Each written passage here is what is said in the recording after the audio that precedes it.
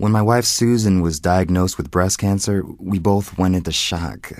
I felt angry and scared all at once, but I didn't think I should tell her.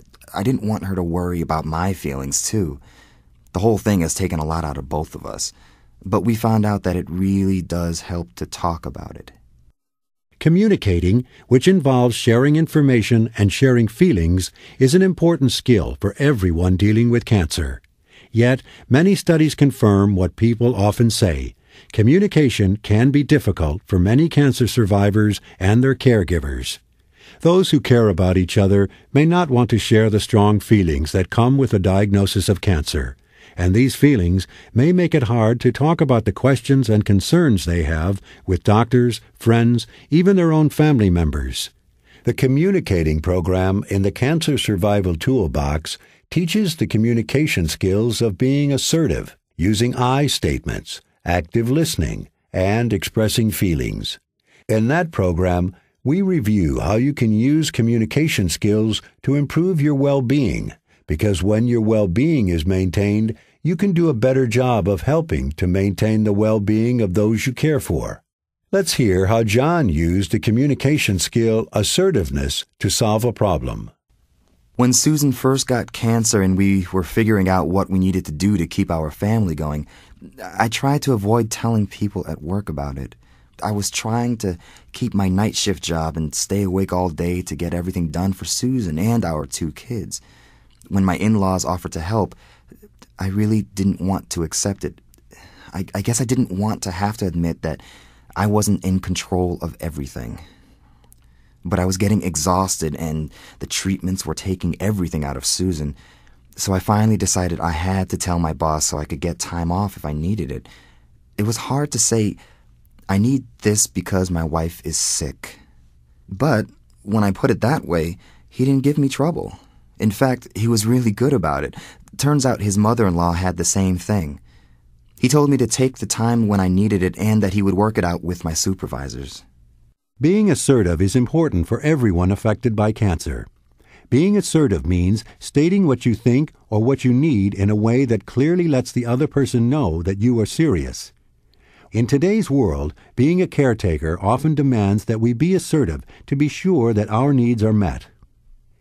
Using I statements is another important communication skill.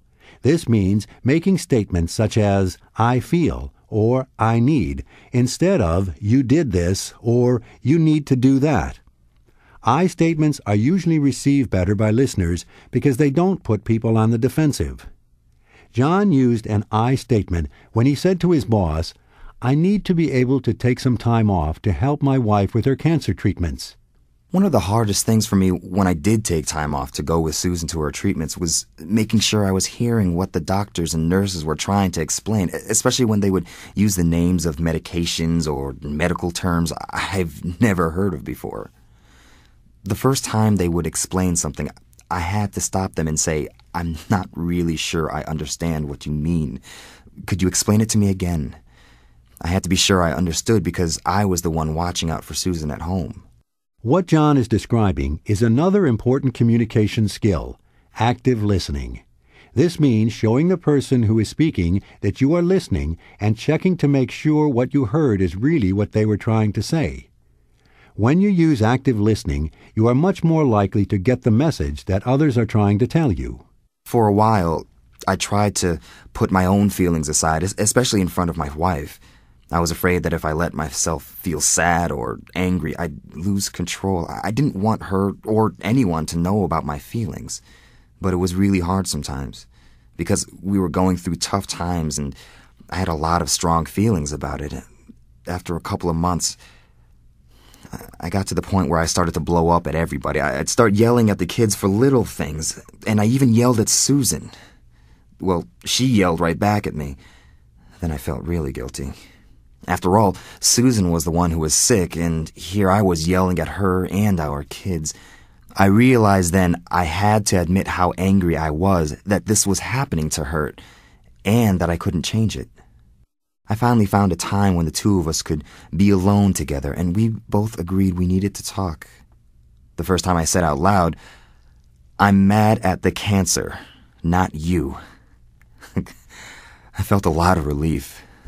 I was surprised Susan could actually listen to my feelings without getting upset.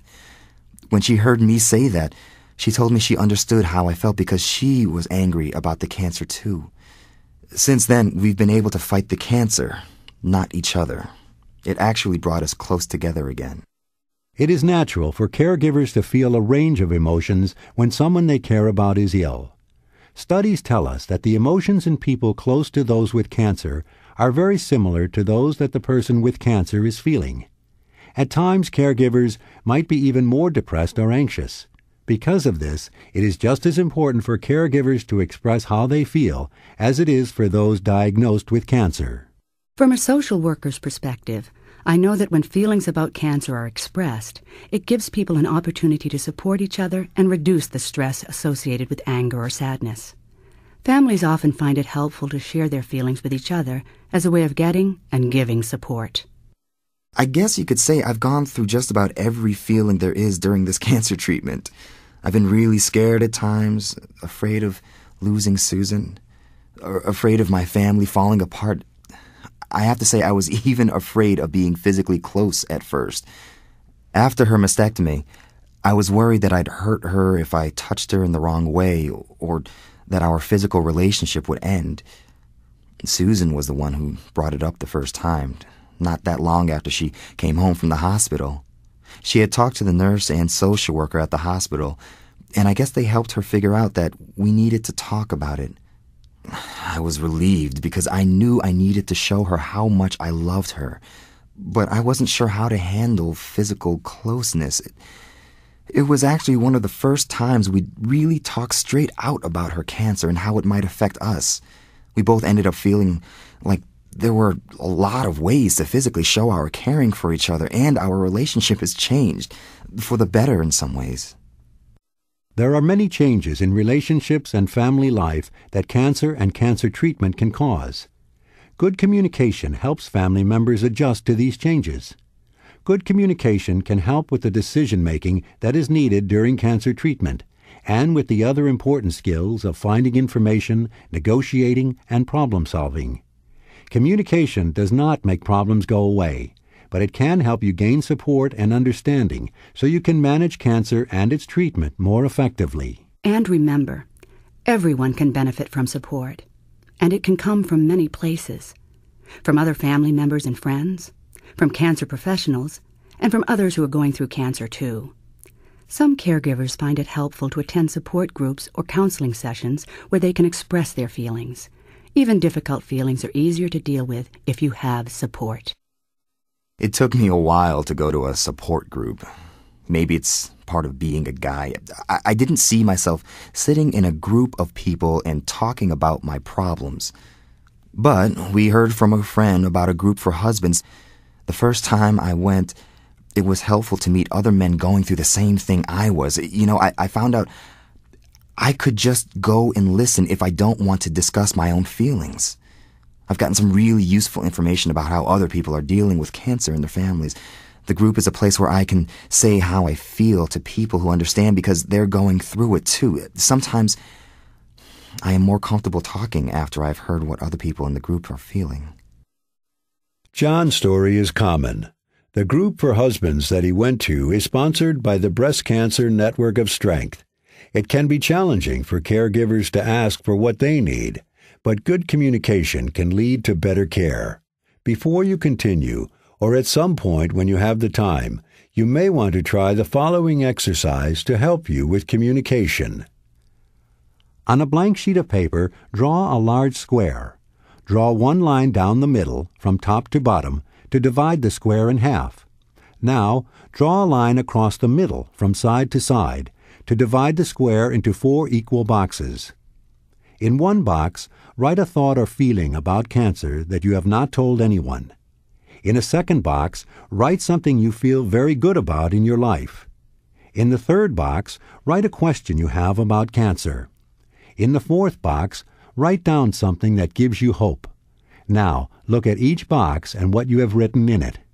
Think about the communication skills, using I statements, being assertive, active listening to check the message, and sharing feelings.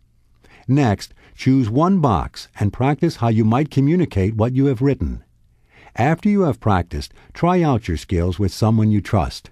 The more you practice, the more skilled at communication